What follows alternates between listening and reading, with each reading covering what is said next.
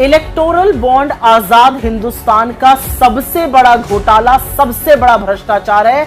और ये सिर्फ हम ही नहीं कह रहे हैं, ये सुप्रीम कोर्ट ने इसको अनकॉन्स्टिट्यूशनल जब करार दिया तो ये सिद्ध हो चुका।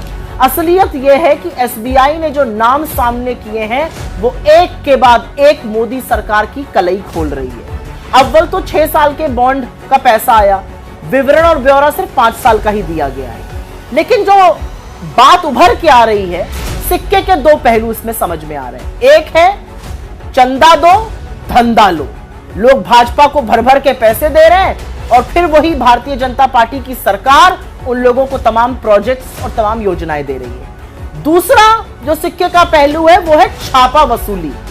ईडी, सीबीआई इनकम टैक्स छापा डाल रही हैं और ये कंपनियां भर भर के खूब पैसे दे रही हैं भारतीय जनता पार्टी को। भला सोचिए कि जिस पार्टी की सरकार की एजेंसियां लोगों के खिलाफ जांच कर रही हैं, वो पार्टी खुद उन संदिग्ध, उन दागदार लोगों से, कथित दागदार लोगों से चंदा वसूली कर रही है। तो ये हफ्ता वसूली, ये छापा वसूली की प्रक्रिया बड़ी है। भारतीय जनता पार्टी का पर्दाफाश हो चुका है और 2 तरह की ये कंपनियां जो हैं इसके बारे में चर्चा करना चाहते हैं। पहले उन कंपनियों की बात करते हैं जहां पर ईडी, सीबीआई इनकम टैक्स की कार्रवाई हो रही थी और उसके तुरंत बाद बीजेपी ने इन्हीं कंपनियों से मोटा चंदा ऐंठा, बेसिक तौर पर छापा वसूली की। डीएलएफ 25 जनवरी 2019 को डीएलएफ पर सीबीआई का छापा पड़ता है। 9 अक्टूबर 2019 को डीएलएफ बॉन्ड खरीदता है। ये बॉन्ड किसको गए, ये मुझसे बेहतर आप जानते हैं। डीवीज लैब 19 फरवरी 2019 को इनकम टैक्स की रेड होती है। यहां पर 5 जुलाई 2023 को डीवीज लेबोरेटरी बड़े बॉन्ड खरीदता है। नवयुग इंजीनियरिंग, इस कंपनी के बारे में आप जानते हैं। 18 अप्रैल 2019 से लेकर 10 अक्टूबर 2022 तक इन्होंने करीब 90 करोड़ के बॉन्ड खरीदे। ये वही कंपनी है जो उत्तराखंड में सुरंग बना रही थी, जहां पर 41 मजदूर 17 दिन तक फंसे रहे थे। इनकी कोई जांच नहीं हुई। अब आप समझे क्यों। यूनाइटेड फॉस्फोरस 23 जनवरी 2020 यूनाइटेड फॉस्फोरस के यहां इनकम टैक्स का छापा पड़ता है। 15 नवंबर 2022 को वो मोटा बॉन्ड खरीदकर किसी को देते हैं। किसको देते हैं क्या ये मुझे बताना पड़ेगा। आईएफबी एग्रो 25 जून 2020 को आईएफबी एग्रो पर जीएसटी का छापा पड़ता है। 8 अक्टूबर 2021 को वो बड़ा बॉन्ड खरीदते हैं। किसको देते हैं। यशोदा हॉस्पिटल गाजियाबाद का है। 26 दिसंबर 2020 को इनकम टैक्स का छापा पड़ता है।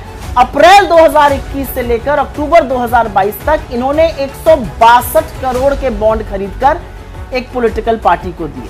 Hetero drugs and hetero labs 9 अक्टूबर 2021 पर इनकम टैक्स की रेड हुई। 7 नवंबर 2022 को हीट्रो ड्रग्स और हीट्रो लैब्स ने बड़ी रकम, बड़ी मोटी रकम के बॉन्ड खरीदे। हल्दिया इंजीनियरिंग 20 मार्च 2020 को सीबीआई की रेड होती है। 4 अक्टूबर 2021 को ये मोटे बॉन्ड खरीदते हैं। चेन्नई ग्रीनवुड्स, रोचक है ये, जुलाई 2021 को यहां पर इनकम टैक्स की रेड होती है। 5 जनवरी 2022 में ये बॉन्ड खरीदकर बिना दाग के उभर जाते हैं। हीरो मोटो 23 मार्च 2022 को यहां पर इनकम टैक्स की रेड हुई। 7 अक्टूबर 2022 को इन्होंने बॉन्ड खरीद लिया। Future gaming and hotel services, ये बहुत रोचक है। 3 अप्रैल 2022 को फ्यूचर गेमिंग की होटल सर्विसेज की जो कंपनी है 409 करोड़ की संपत्ति ईडी अटैच करती है। 7 अप्रैल 2022 को यही कंपनी करोड़ों का बॉन्ड खरीद के भाजपा को दे देती है। जिंदल स्टील एंड पावर 21 अप्रैल 2022 को ईडी की रेड। 7 अक्टूबर 2022 को बॉन्ड खरीद लिए जाते हैं। माइक्रो लैब 14 जुलाई 2022 को इनकम टैक्स की red.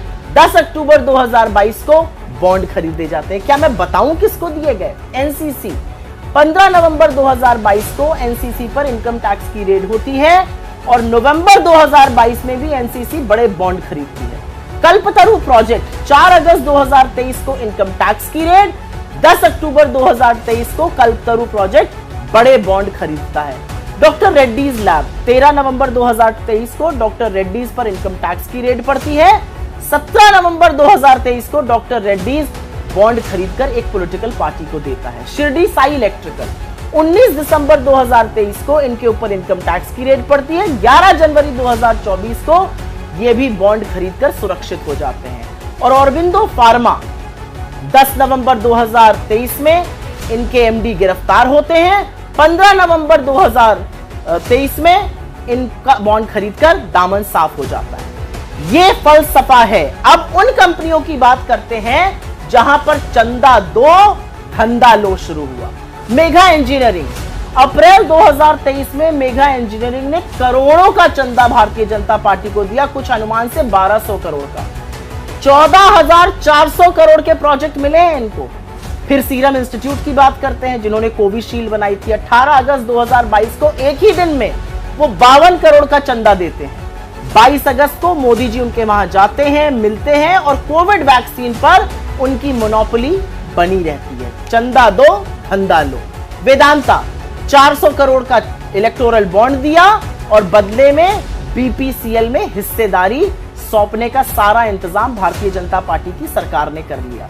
Torrent power, Bharatiya Janata party को डाला 86.5 करोड़ और उनको 7 मार्च 2024 को, चाहे वो महाराष्ट्र हो या गुजरात हो, 47,000 करोड़ का प्रोजेक्ट मिल गया।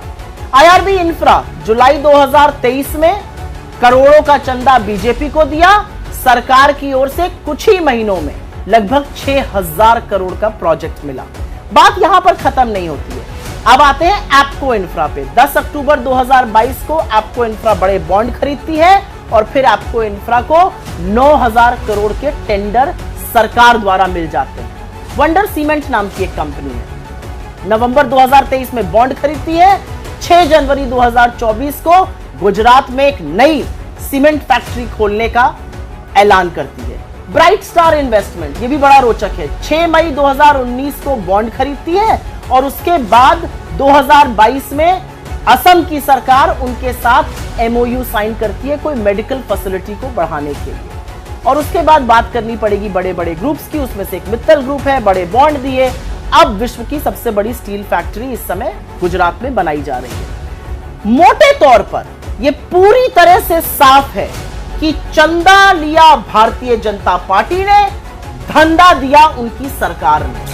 एक्शन लिया गवर्नमेंट की एजेंसीज ने, ईडी, सीबीआई, इनकम टैक्स जैसी एजेंसीज ने।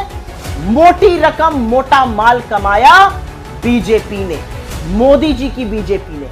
ये भ्रष्टाचार खत्म करने की जो बात कहते थे वो सरासर गलत है, वो झूठ है, क्योंकि आजाद हिंदुस्तान का सबसे बड़ा भ्रष्टाचार खुद नरेंद्र मोदी जी ने रचा है।